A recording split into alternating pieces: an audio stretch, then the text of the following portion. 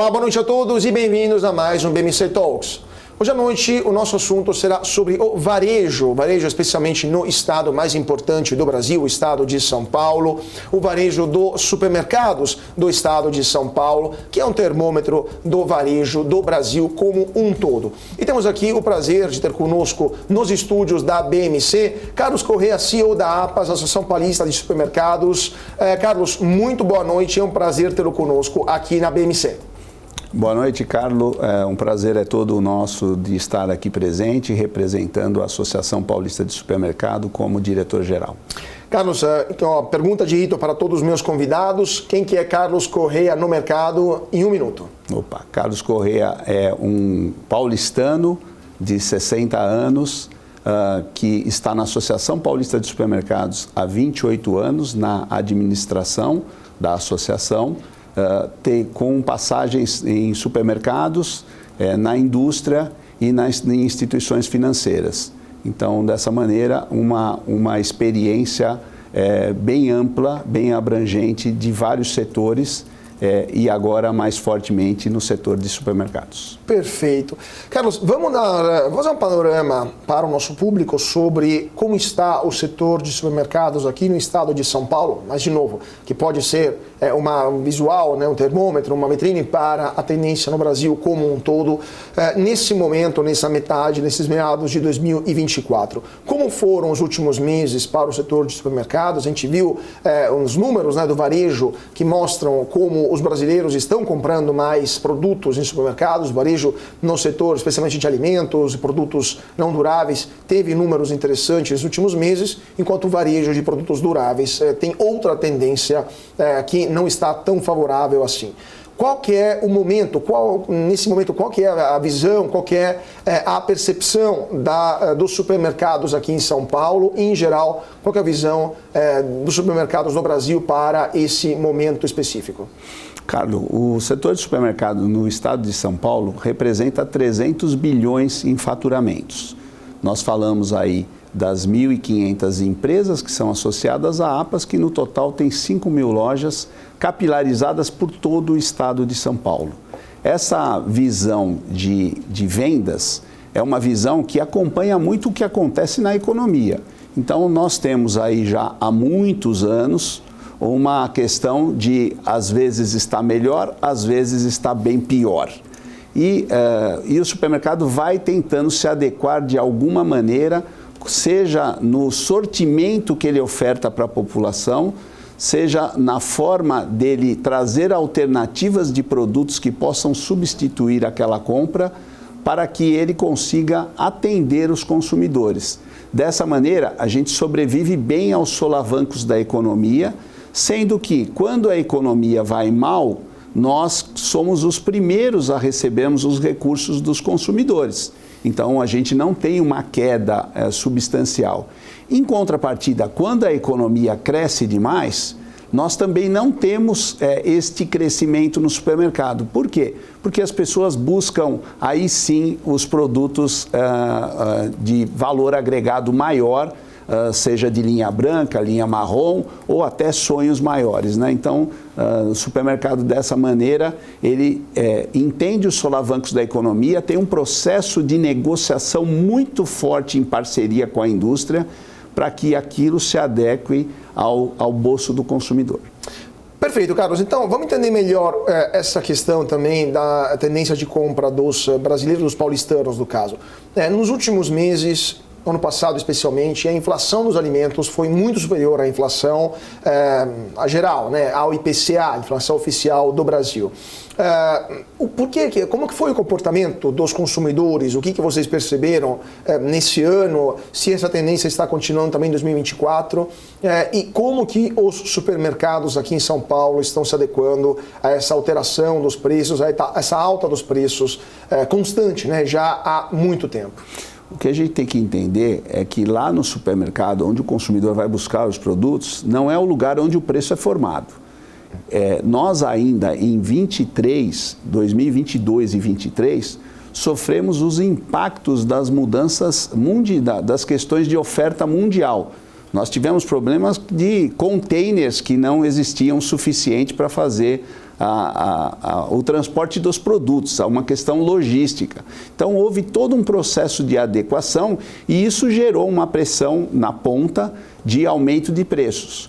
Os supermercados, como eu te disse, Carlos, sempre vão à busca da melhor negociação. Como nós temos capilaridade de supermercados no estado de São Paulo, o que pode representar isso é a perda do cliente se você não correr e não se adequar.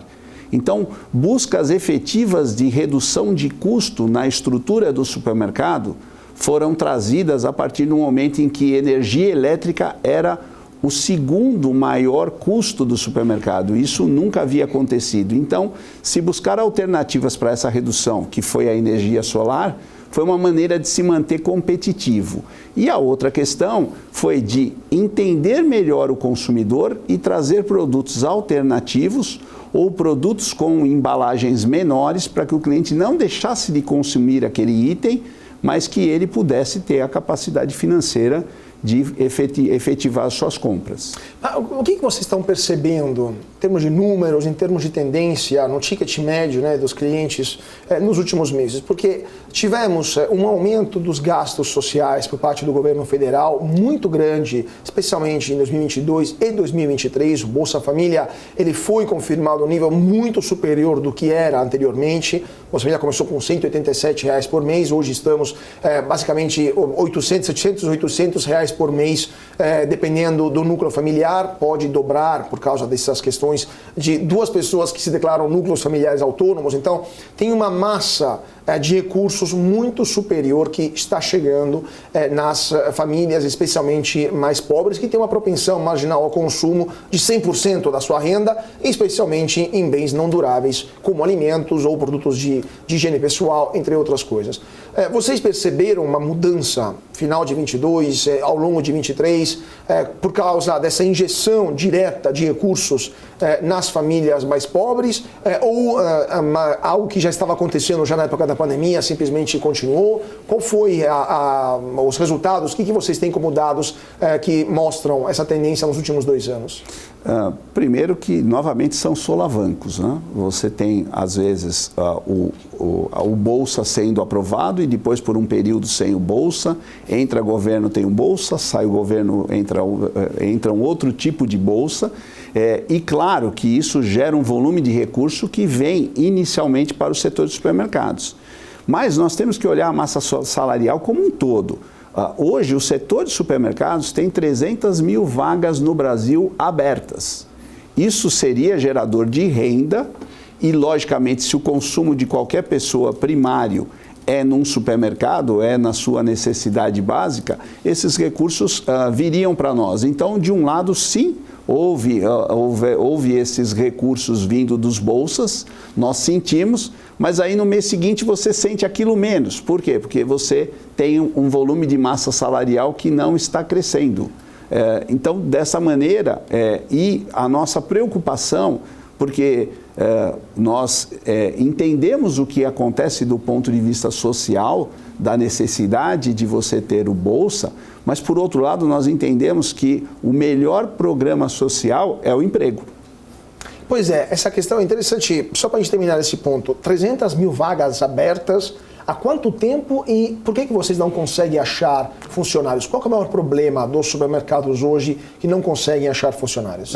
Nós entendemos que o Bolsa, ele é um dos fatores que faz com que a pessoa já receba parte daquele salário sem ter que trabalhar. Então, eu não estou discutindo a necessidade da pessoa, eu estou factuando o que ocorre na ponta na questão do consumo. Ou seja, temos um problema de desincentivo ao trabalho. Exatamente, exatamente. Bolsa Família alto demais. Exatamente. Então, em contrapartida, nós entendemos também que, como as margens são apertadas, você tem uma dificuldade de pagar ainda um salário maior. Entender que o setor de supermercados é o primeiro emprego das pessoas. É por onde as pessoas iniciam. E hoje também uma boa parcela das pessoas acima de 60 anos também estão trabalhando no mercado. Porque trabalhando o comportamento do consumidor, hoje aquela questão que nós tínhamos de tecnologia, de você ter o self-checkout para atender o consumidor mais rápido, tem um inverso, que é a pessoa que às vezes é aposentada e quer ficar mais tempo no supermercado e quer conversar com a operadora. Então, nós não falamos de uma coisa ou outra. Em supermercado, como a gente trata com população, a gente sempre fala isto e mais isto, né? Então, nada acaba, tudo continua e aí vem o novo. Então, essa busca de nós termos funcionários cada vez voltados mais ao atendimento é uma necessidade e a gente entende que é este caminho que o supermercado tem que trilhar. Interessante esse ponto, porque eu tinha também reparado, frequentando supermercados, que havia uma certa aumento da idade média das funcionárias, especialmente do caixa, né? E me surpreendeu, eu achava que era uma questão de uma complementação da renda dessas pessoas, que eram muitas vezes claramente já aposentadas e que preferiam trabalhar, especialmente mulheres, para dar uma arredondada na renda. Mas, evidentemente, tem uma outra questão. O senhor diz que tem muito cliente mais idoso que prefere ter alguém da sua mesma idade para conversar no supermercado. Então, temos os mais novos querem o self-checkout, o caixa automático, e os mais idosos preferem uma pessoa da mesma idade? Sim. Você hoje no supermercado, você tem uma necessidade de impor cada vez mais tecnologias, entendendo que nos grandes centros a questão do tempo é primordial para o consumidor, ele quer resolver logo os problemas dele, isso faz com que ele não se preocupe com esta questão do atendimento naquele dado instante, daquele momento, motivo de compra dele.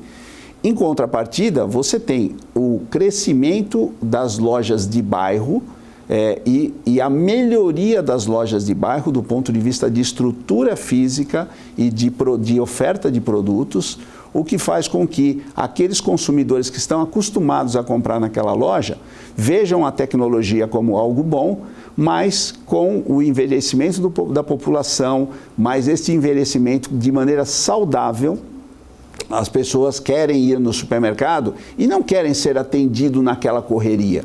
Então, o supermercado hoje tem o self-checkout para dar vazão, tem um processo de cada vez mais melhorar a operação dos checkouts tradicionais, mas também, às vezes, busca colocar uma pessoa de mais idade para trabalhar no checkout, porque ela vai receber aquele consumidor e ela entende o que aquele consumidor está dizendo.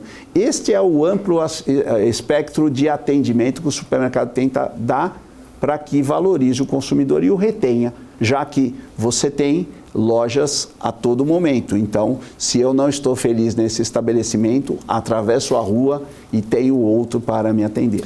Vamos falar desse ponto interessante, essa questão das lojas de bairro, das mudanças também, das tendências dos consumidores. Mas antes disso, só para pegar um gancho do que o senhor falou, especialmente nos centros urbanos, a questão primordial é o tempo, ou seja, o consumidor não quer perder tempo demais no supermercado. Pessoas mais jovens ou que estão no dia a dia do trabalho. Como que está nos números que vocês têm na APAS, a que ponto chegou o e-commerce para os supermercados? O e-commerce é uma realidade consolidada em bens duráveis, tecnologia, de livros até tecnologia, bens que podem chegar e permanecer numa portaria de um prédio por algumas horas. Como está a questão do e-commerce, especialmente para bens não duráveis? Nos bens de supermercados, frios, laticínios, frutas e verduras, nesse momento no estado de São Paulo. Qual que é a penetração do e-commerce no estado de São Paulo para os supermercados? Nós tínhamos uma questão durante a pandemia de um desenvolvimento muito forte da área de e-commerce. Se fez todos esses ajustes, mas se entendeu que era praticamente impossível atender toda a demanda que existe nas lojas físicas através do e-commerce. E que havia uma necessidade, sim, de deixar o e-commerce para quando as pessoas tivessem a necessidade, mas a pessoa queria que, se você diz que vai me entregar em 2 horas, você me entrega em 2 horas. Né? Não me deixa aí guardado o meu pedido para você me entregar amanhã à tarde, que daí acabou aquela minha vontade ou aquela minha necessidade. Em contrapartida, o supermercado cresceu demais em e-commerce, mas pós-pandemia, as lojas voltaram a ser um fator de atratividade. E com as lojas sendo melhoradas na sua iluminação, na sua estrutura física, na qualidade e no sortimento de produtos e nas experiências, porque você não consegue pelo e-commerce degustar um produto. E a loja é um fator de promoção de produto e de decisão de compra. Então, logo que a gente já teve uma visão clara, a gente viu que esse número caiu e ele está entre 4% e 5%. E nós não acreditamos que ele possa crescer lá, quando a gente diz de alimentos. Não? Mas o complementar disso é que as pessoas querem mais do que só uma compra online. Elas querem alternativas. Então, eu posso ir na loja física, mandar entregar na minha casa, como era possível antes. Eu posso comprar no e-commerce e retirar no caminho que eu estou indo para minha casa. Eu posso comprar no e-commerce e programar a entrega. Ou posso comprar no e-commerce e fazer a entrega imediata. Posso até, em alguns sistemas, replicar a minha compra de alguns itens a cada período. Cada 15 dias eu gostaria que você me entregasse isso. Então, você criou uma série de alternativas que é uma entrada da loja física juntamente com a loja de e-commerce, tornando-se uma coisa só. E essa questão dos supermercados de bairro, de fato houve um aumento, uma expansão até visível, né, nas cidades de supermercados de pequeno ou no máximo médio porte em vários bairros. Assim, empresas internacionais que chegaram no Brasil, muitas empresas brasileiras que estão expandindo, empresas familiares, especialmente no interior do estado de São Paulo. No passado a tendência era grandes supermercados, construções de grandes supermercados em avenidas importantes ou fora também nos centros urbanos.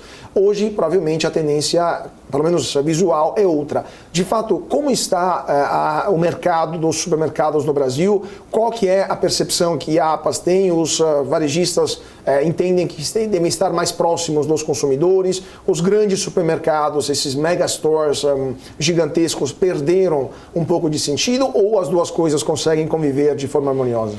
As duas coisas conseguem conviver. O que nós temos que entender é que, e este ano está fazendo 30 anos do Plano Real, o Plano Real fez uma mudança radical, porque as pessoas iam no supermercado e faziam grandes compras por conta da perda do poder aquisitivo.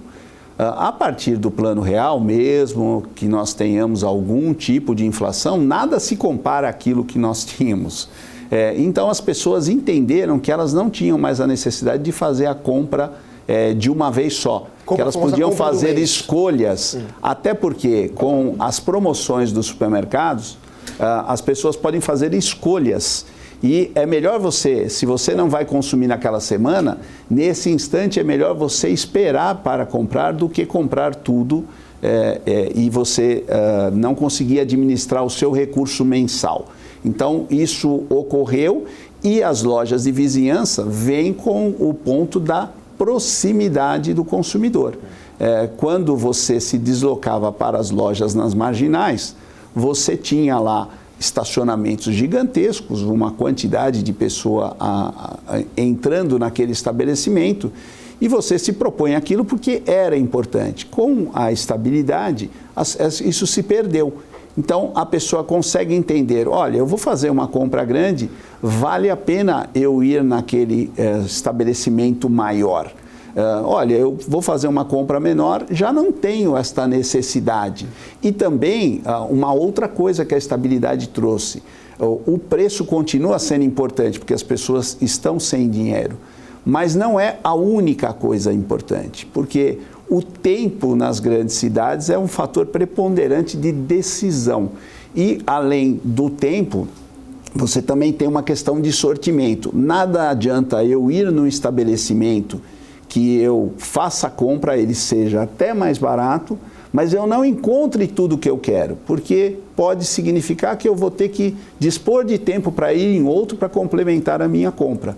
Dessa forma, as pessoas passaram a olhar a loja de bairro, a partir também de uma grande melhoria, as lojas melhoraram muito nas suas estruturas de atendimento e a infraestrutura mesmo da loja, o que fez com que as pessoas falassem, aqui é uma alternativa sim, posso comprar tanto aqui quanto em outro lugar. Mas, ao mesmo tempo, as lojas de bairro e muitas redes de supermercados novas aqui em São Paulo, elas estão optando para trabalhar apenas com alimentos, produtos de higiene e beleza e só.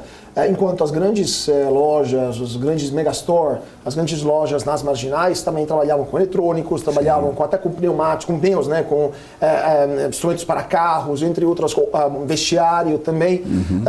Há uma tendência dos supermercados em renunciar a um assortimento maior, a trabalhar com alguns bens duráveis especialmente, porque não tem rentabilidade, porque os clientes não procuram isso mais nos supermercados.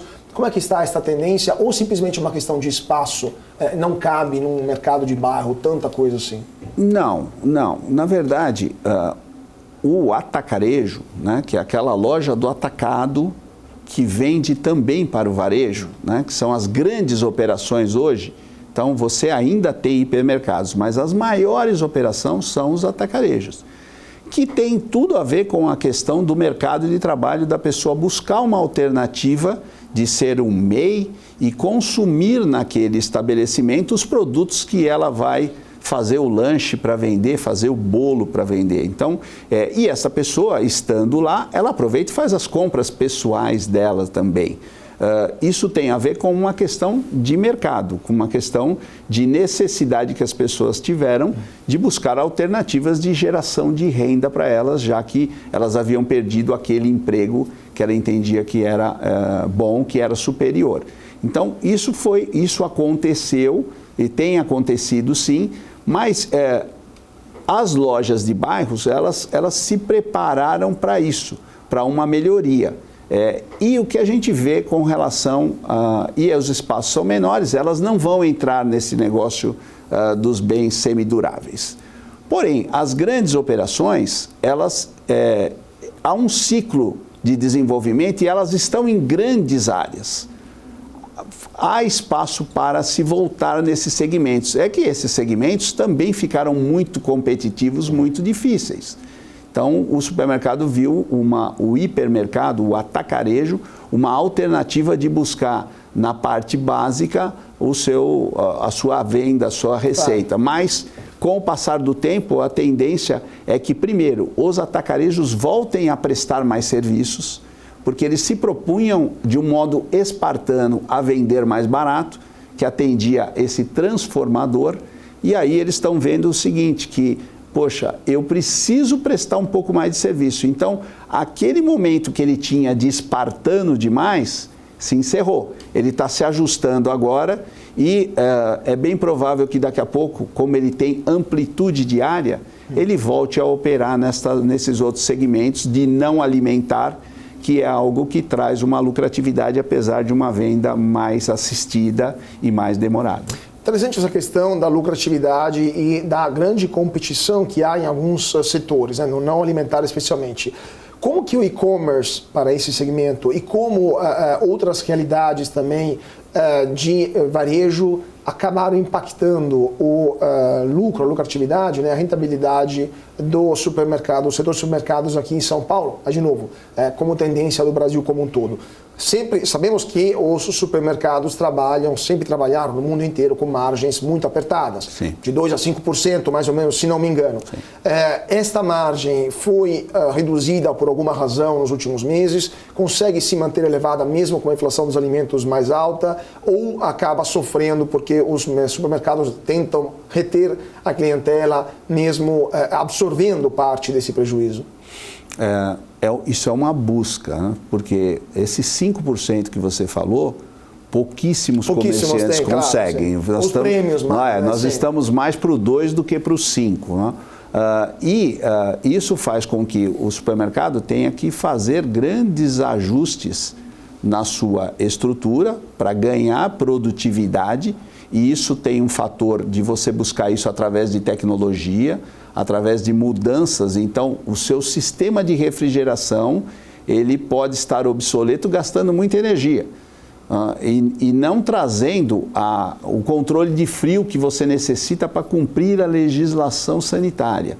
Então, poxa, chegou mais do que na hora de substituir isso, e nessa substituição ele ganha uma produtividade e uma redução de custo. Esta busca é uma busca incansável, incessante, que acontece no setor. Isso não tem fim. Eu estou no segmento há 30 anos e sempre foi assim, com outras variáveis, mas hoje isso é fundamental. E uma grande questão que aconteceu foi que, após o Plano Real, muitas lojas que estavam sendo construídas amadureceram, abriram. Então, o que aconteceu ao longo do tempo? Você tem mais área de supermercado para a mesma quantidade de consumidores. Vamos lembrar que a nossa população não está crescendo, e a nossa massa salarial também, a não ser os aspectos inflacionários. Isso faz com que você tenha mais supermercados por consumidor, ou menos consumidores por supermercado. Isso por si só já gera uma competição muito maior do setor. E o setor, na busca das promoções, das parcerias com a indústria, busca fazer esse atendimento, busca no dia a dia fazer esse atendimento. Então, você tem o folheto de compras, que hoje é online, vai por WhatsApp, mas você continua o tendo. E aí você tem a segunda maluca do FLV, a terça dos produtos juninos. Então, de modo que você trabalha um todo para que você tenha um mix de oferta e aquilo bata no coração do seu consumidor. Claro. É interessante essa questão do aumento da concorrência, especialmente nos últimos anos, mesmo com a população se mantendo estável, até diminuindo, até perdendo 10 milhões de brasileiros que sumiram do censo, que todo mundo esperava e não estão por lá. A gente viu também um aumento do número de lojas de pequenos ou médios empresas, né, de supermercados. O senhor acha que na tendência, nos próximos anos, será, especialmente em São Paulo, uma fusão, uma série de fusões e aquisições, uma consolidação entre grupos menores para tentar fazer frente a esses desafios, de fato, do varejo, tentar fazer economias de escala, tentar otimizar cada vez, para tentar ter força também, calibre para investimentos maiores, ou continuaremos tendo, especialmente no interior do estado, um setor de supermercados tão fragmentado como é hoje? O que eu acredito? 60% dos supermercados são de pequeno porte, né? São os pequenos. Aqui em São Paulo, aqui em São Paulo, né? 20% são dos... Tem o pequeno, o bem menor, o comércio, você tem o pequeno, o médio e o grande. Entre o médio e o grande são 20%. O que acontece nesses outros 80%? A maior parte destas empresas são empresas familiares, onde o nome do supermercado é o nome da família. Então, quando a gente fala de fusões, quando a gente fala de aumentar a concentração do setor, primeiro essa fragmentação faz com que, por mais que eu una meia dúzia de empresários, cada um com 20, 30 lojas, do ponto de vista de concentração, não vai movimentar quase nada.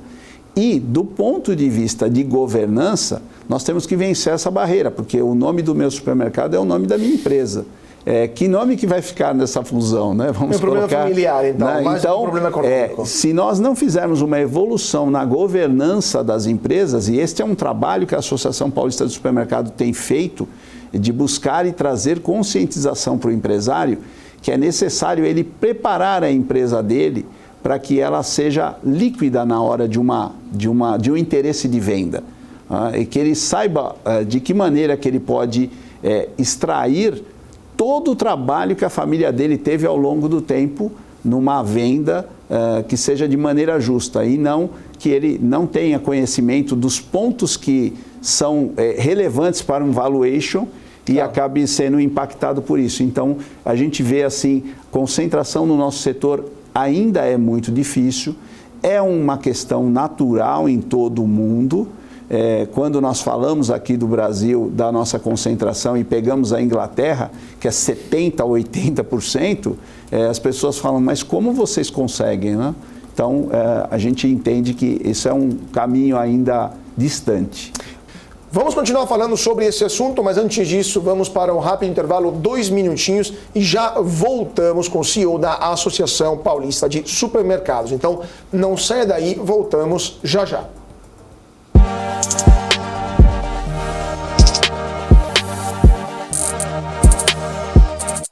E de volta para o nosso talk, hoje à noite o assunto é varejo, especialmente dos supermercados do estado de São Paulo, que são um termômetro para o varejo do Brasil como um todo. Estamos aqui nos estúdios da BMC com Carlos Correa, CEO da Associação Paulista de Supermercados, a APAS.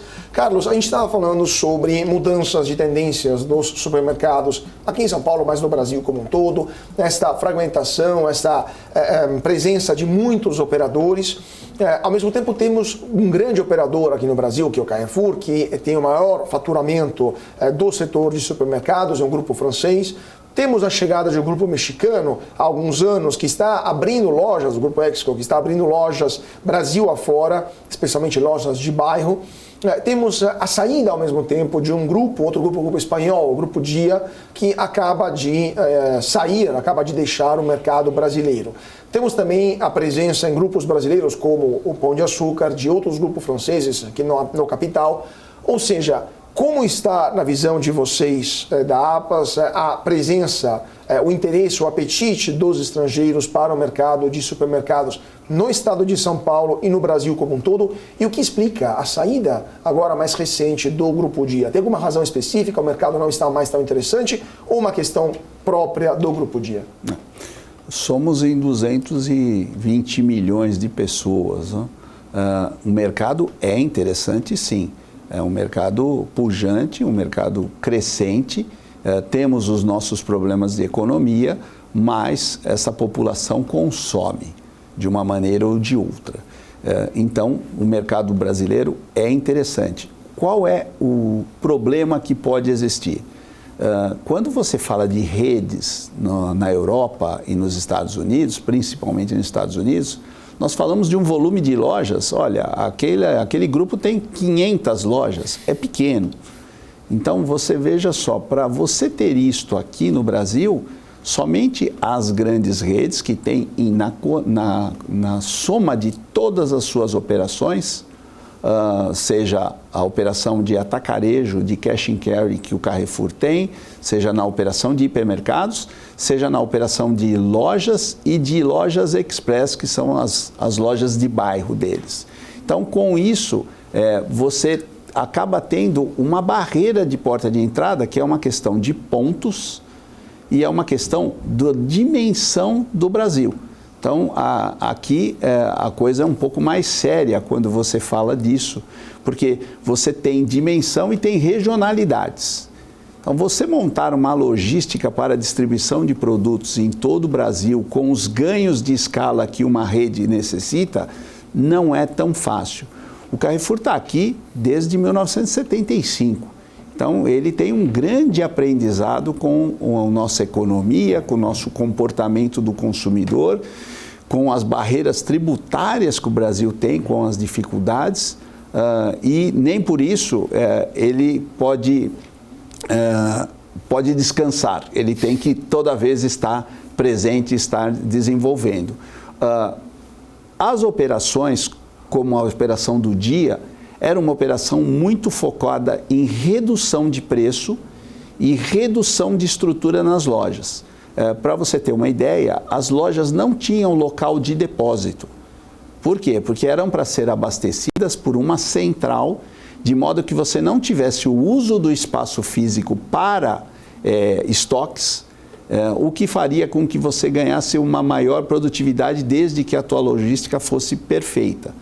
Mas isso, com a mudança constante do consumidor nas ambições, faz com que os teus ajustes não sejam tão rápidos. E o que eu estou dizendo? Eu estou dizendo de sortimento na loja, levando em conta aquela tua população. Então, o Dia tentava formatar uma oferta de produto padronizada. Quando você vai no supermercado de bairro, o que ele mais faz é ouvir o consumidor. Poxa, o que está faltando aqui no supermercado? A velocidade padronizada que operações como o Dia necessitam, não casa muito bem com essa, quero ouvir e vou me adequar ao que o consumidor quer. Então, esta foi uma questão. Já outras operações, como a do Carrefour Express, são excelentes operações no bairro, e eles conseguem ter esse entendimento e o consumidor vê neles uma alternativa, então, de compras rápidas. Então, se você quer comprar uma caixinha de cerveja, você está chegando na sua casa e vai ter um jogo de futebol, você quer pegar uma caixinha de cerveja. Você estaciona, a caixinha de cerveja está quase na tua mão, está quase drive-thru num Carrefour Express, numa loja de bairro. Então, é este o porquê deste desenvolvimento. Então, o Brasil continua a ser interessante, as operações se buscam, mas cada vez mais nos centros adensados você tem uma questão imobiliária. É interessante essa questão da logística, da questão tributária, da questão das dificuldades que empresas estrangeiras enfrentam no Brasil. Nos últimos anos, o Brasil teve uma série de reformas que acabaram afetando a economia como um todo. Começando, especialmente no varejo, as duas reformas mais impactantes com certeza foram a reforma trabalhista e agora, no ano passado, a reforma tributária.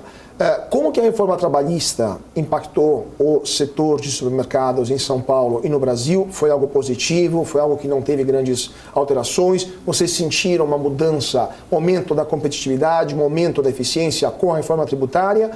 E a questão da reforma trabalhista, perdão, e a reforma tributária agora do ano passado, que tem 10 anos para ser implementada, qual que é a expectativa do setor de supermercados em São Paulo e no Brasil como um todo, né, para os efeitos dessa reforma tributária? Com relação à reforma trabalhista, nós vimos com muito bons olhos e nós sentimos uma redução muito grande na questão de reclamações trabalhistas, porque você via com que as pessoas se utilizavam de alguns preceitos e muitas vezes capitaneado pelo advogado, não porque a pessoa queria aquilo, ia-se buscar coisas que talvez no comércio e no tipo de empresa era necessário você ter uma maior flexibilidade.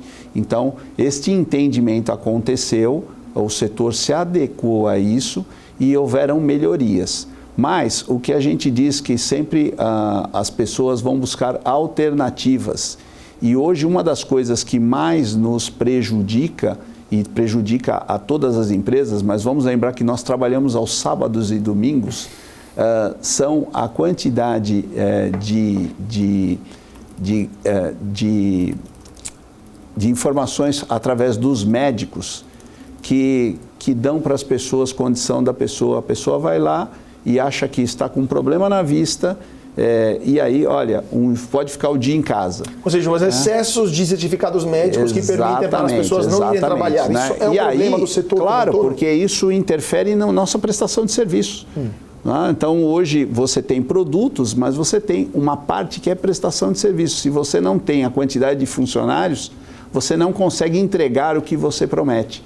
Então, para nós, isso hoje é uma pedra grande, é uma coisa importante e a gente tem atuado através da Associação Paulista de Supermercados para que isso melhore, para que haja uma maior rigidez no entendimento destas questões. Só para terminar, telegraficamente, existe, na sua opinião, uma fé por parte de alguns médicos, alguns setores? O Conselho Regional de Medicina, por exemplo, aqui do Estado de São Paulo, vocês conversam com os responsáveis para coibir, para inibir esse tipo de comportamento, ou é algo que infelizmente não tem como solucionar e vai ser um problema sério para a competitividade do setor? Nós não achamos que haja qualquer tipo de má fé. O que nós achamos é que às vezes determinados postos de saúde do governo são sobrecarregados e a pessoa não tem condição de fazer aquele atendimento com maior profundidade. E a pessoa está reclamando que tem uma dor. E às vezes ela, com aquela dor, o médico diz, olha, eu no risco de cuidar da saúde ou cuidar do teu trabalho, eu vou cuidar da saúde. Claro. Então, eu acho que é um modelo que tem a ver muito mais com o cultural.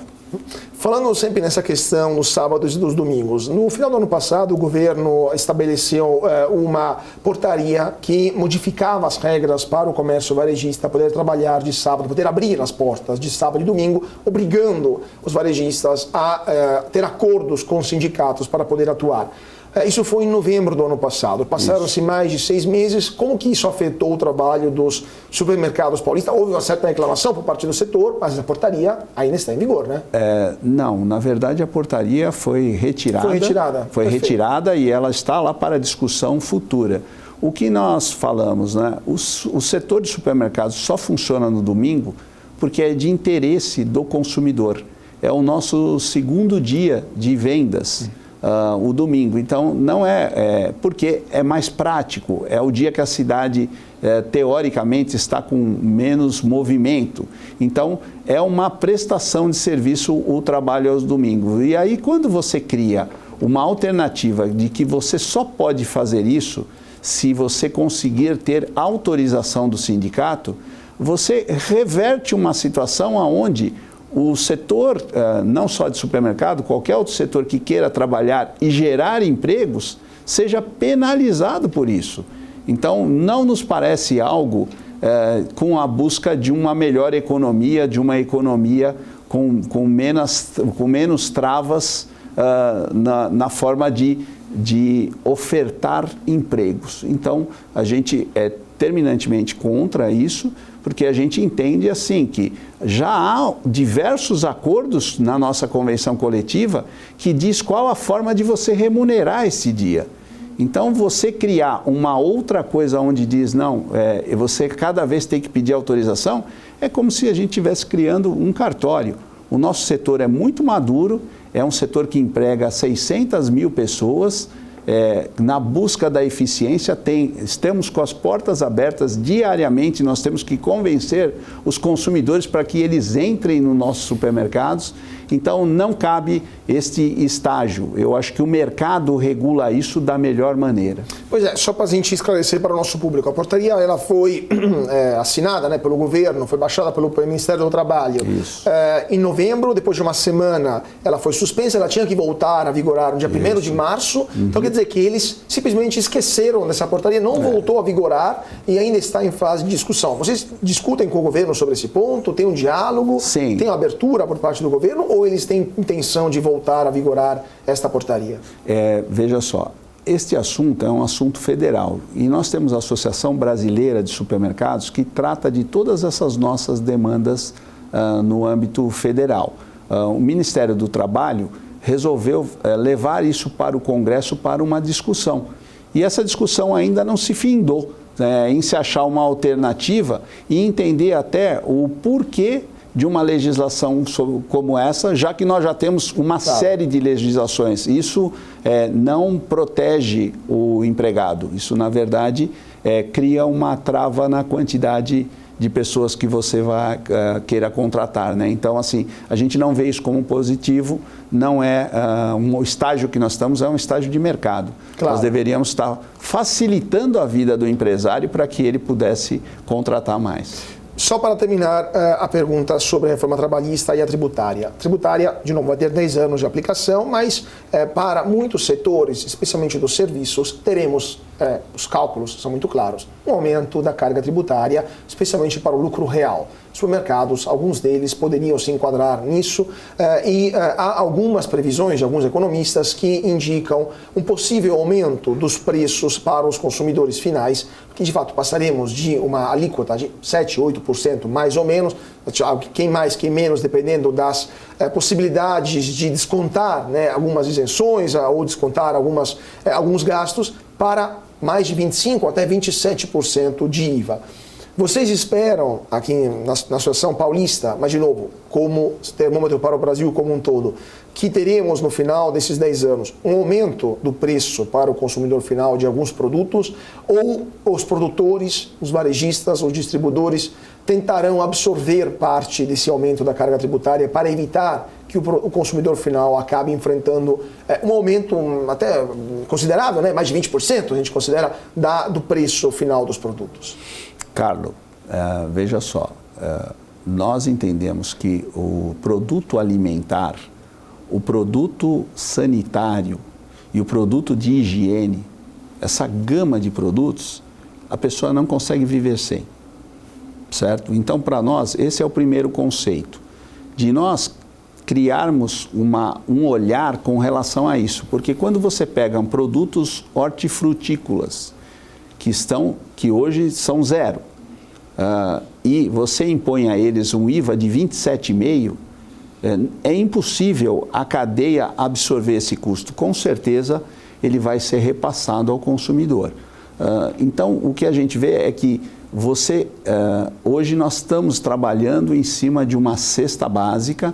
Esse trabalho é capitaneado pela Associação Brasileira de Supermercados, numa busca. Eles estão, por exemplo, hoje lá em Brasília fazendo esse trabalho nas comissões para um entendimento de uma cesta básica que não seja esta cesta básica que nós temos hoje, porque ela não inclui uma série de comportamentos e hábitos dos consumidores atuais.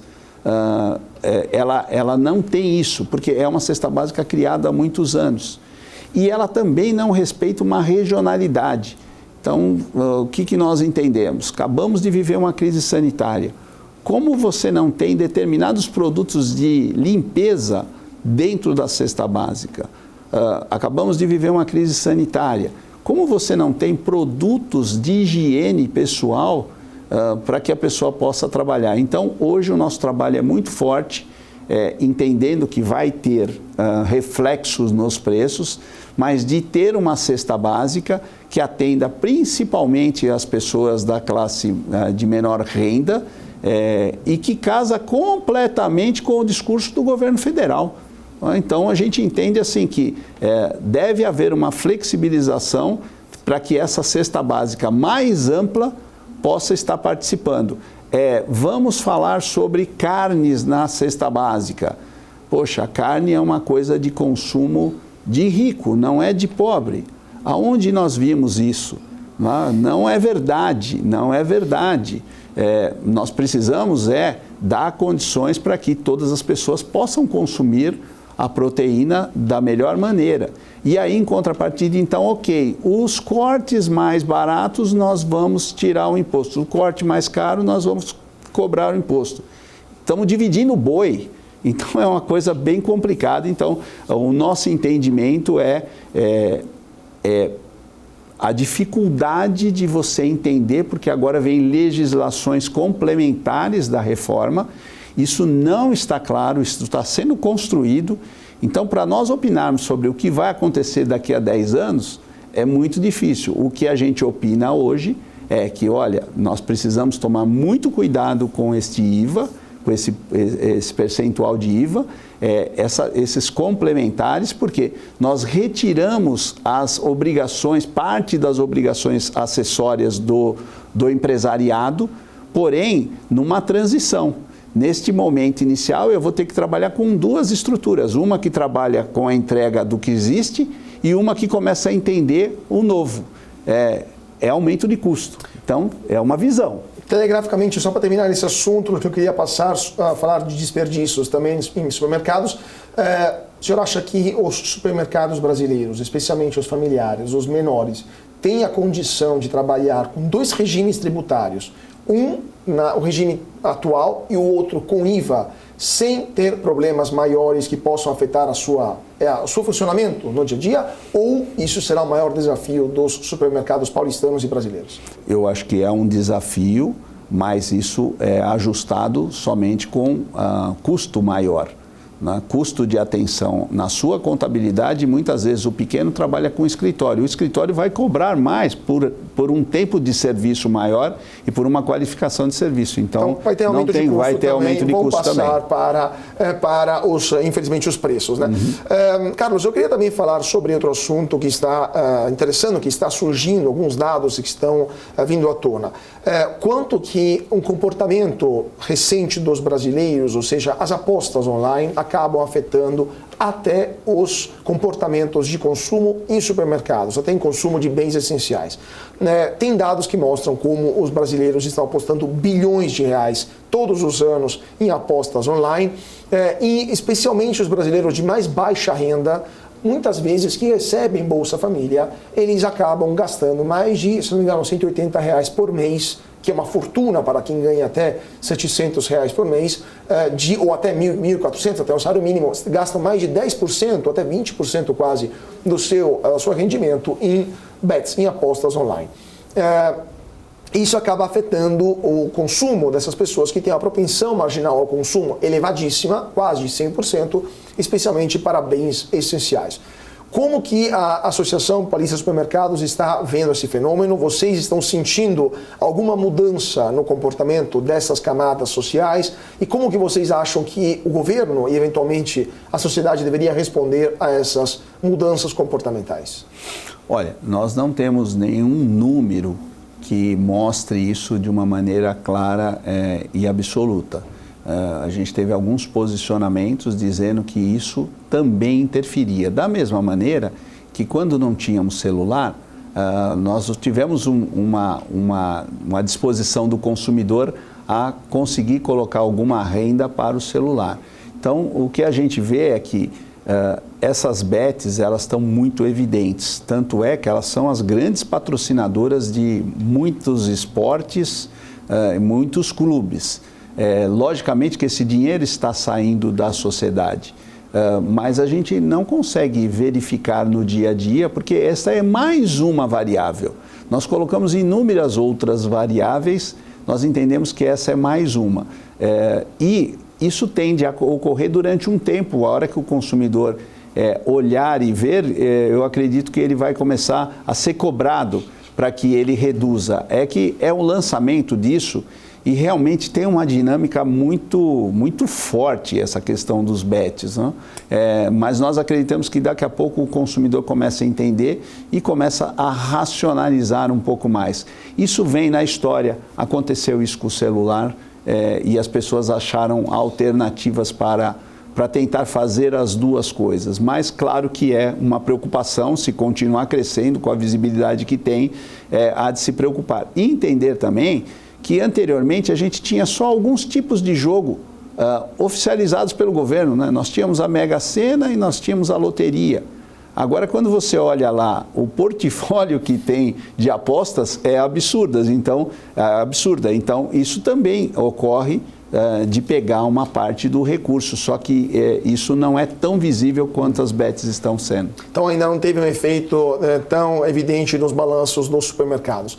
Último ponto, Carlos, a questão do desperdício, né, da sustentabilidade dos supermercados, do varejo como um todo. Cada vez mais, especialmente nos supermercados de bairro, aparecem aquelas vitrines, aquelas geladeiras também, onde há produtos próximos do vencimento que são vendidos a um preço muito mais baixo. Mas há uma tendência muito nova, muito recente e ainda presente em poucos estabelecimentos comerciais.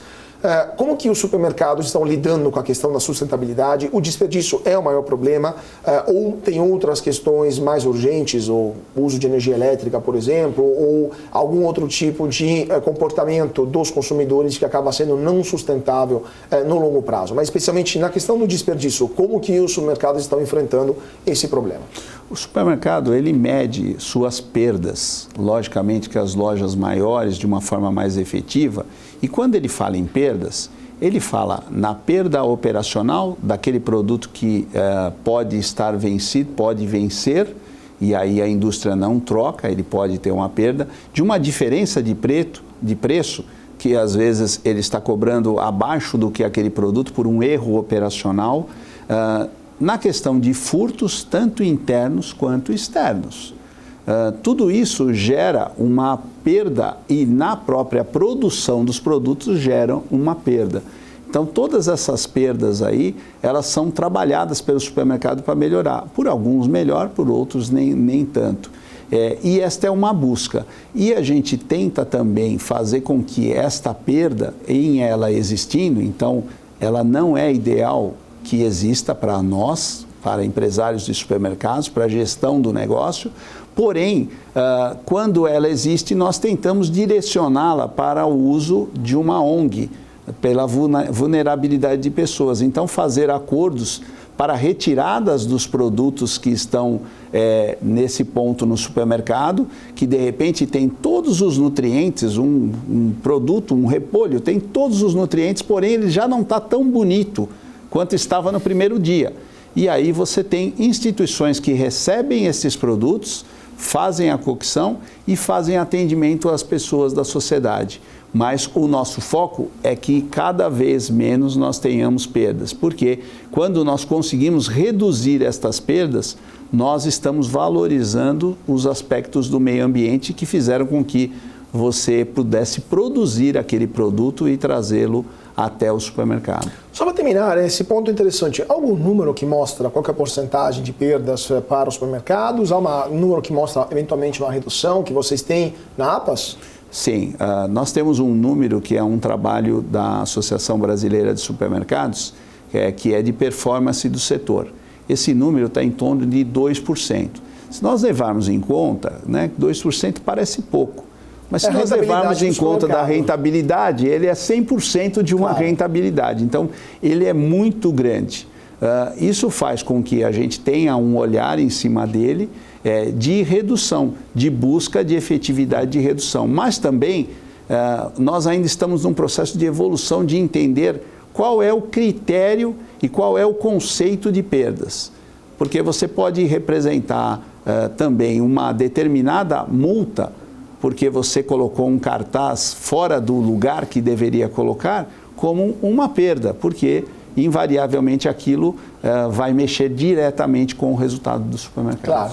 Carlos, eu teria 1 milhão de outras perguntas para lhe fazer, mas infelizmente aqui da produção estão me dizendo que o tempo, como sempre, é tirano, mas eu queria agradecer muitíssimo Carlos Correa, CEO da Associação Paulista de Supermercados, a APAS. Carlos, foi um prazer tê-lo aqui conosco, volte sempre. Eu é que agradeço a participação. Muito obrigado e muito obrigado também a vocês que estão seguindo a gente aqui na BMC. Continue com nossa programação e a gente se vê na semana que vem para mais um papo sobre política, economia, finanças, negócios e internacional. Mais uma vez, muito obrigado a todos pela atenção, uma ótima noite e até mais.